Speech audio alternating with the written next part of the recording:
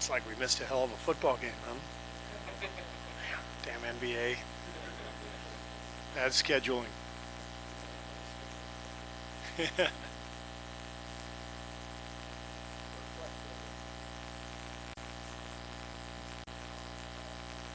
saw in these last two games, I mean, Steph playing really well, but not from a percentage standpoint, at least, the offense carrying it. But what changed tonight, do you think? Nothing. Just shots went in. I thought last game against the Clippers we had lots of open shots that just didn't go, and that happens. And this is more like our team. Actually, I thought we got better shots last game than we did tonight. But Draymond made some big ones, and Clay and Steph had it going, and our bench came in, did a tremendous job. David West is playing like he's 25 years old, and Sean gave us a big lift as well. So it was just a good overall team effort. I thought it was an excellent game. I thought Denver played really well, and we had to play well to win the game. Steve, you just touched on it. How much did the bench's performance tonight change the game for you guys? Not only did everybody contribute, but everybody was really efficient. Yeah. I mean, Nick Young came in and hit shots, and Jordan gave us a good lift, and you can go down the list. I thought Patrick McCaw's ball pressure in the second half was good, helped our defense out quite a bit. So it's a huge part of our team when we generally, play a lot of people and try to keep our starters' minutes down as most we can. And our bench was a big factor tonight. You obviously don't need 23 points out of Draymond every night, but his scoring numbers have been down this season. Do you need more of that aggression that he showed tonight? Really willing to shoot the three, to shoot the floater, that kind of thing? We only need whatever the game calls for from Draymond. There's games when he might take 2 shots and we're fine. Some games call for more scoring. Tonight was one of those. I thought they did a good job of taking Steph and Clay away on a lot of screens, and that opened up Draymond. I told Steph and Draymond early in the game, it felt like 2015. He kept getting Draymond in the pocket on that pass because they were blitzing Steph. We haven't seen that in a while. Most people just switch on that and try to play straight up. So it was kind of fun to see that again. And Draymond hit a couple floaters, found a couple guys for long 3-point shots, and he's great. When he can play make in the paint like that and the floor spread, he's really good. Coach, I guess going back on Draymond, he does have 11 techs right now, but it seemed like last year he came out with a lot of techs and he kind of curtailed it down the stretch.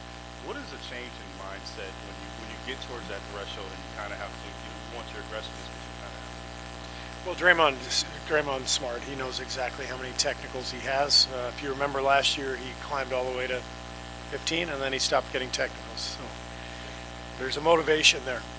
You don't want to get fined. You don't want to get suspended. So I'll bet you the same thing happens. What went through your mind when Stephen Curry walked to the locker room, and what did you see on that play? I didn't even know he did. I never saw anything. So I just talked to Raymond. He said he was doing fine. So.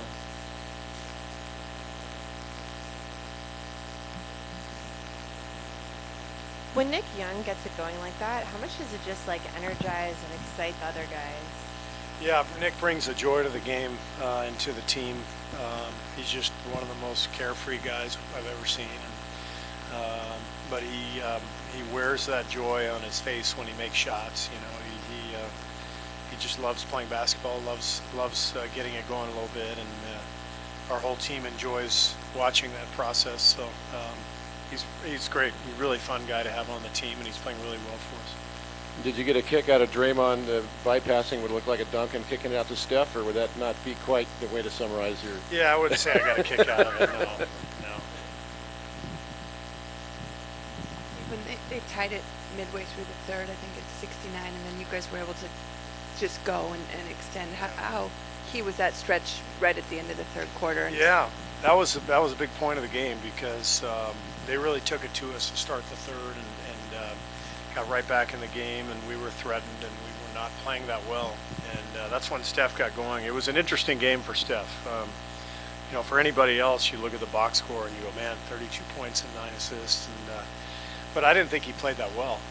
But this is Steph Curry on a night when he's not maybe at his best. He's still dominating the game in parts, he hit the big shots during that stretch that really kind of created the separation that we needed.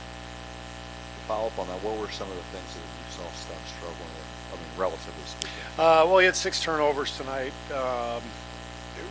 You know, I'm fine with 3. 3 is a good number for Steph. He handles the ball a lot. He makes a lot of plays.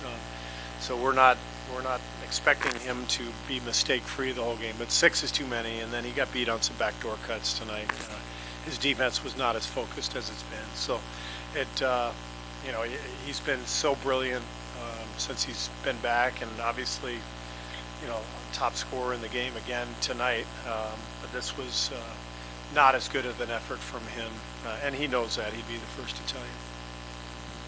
Coach, David West played his 1,000th game tonight, and he's still, at this age, still being a contributor, playing at a high level. What does that say about what he's been able to do and what he's doing right now at this stage of his career? Well, he takes great care of his body.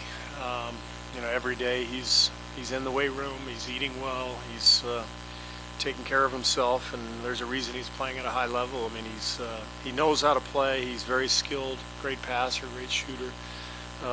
And when you've been in the league this long and you've played 1,000 games, you've seen everything. So he knows what's happening out there. Follow up real quick. He was, after you guys won the championship last year, he was kind of on the fence on if he was going to continue playing. Did you have were you talking to him during that time, trying to convince him to come back, or you let him give him the space? No, we just said we really want you back, but you know, you do what's best for you and your family, and we're hoping he signs a 3-year extension this offseason. So.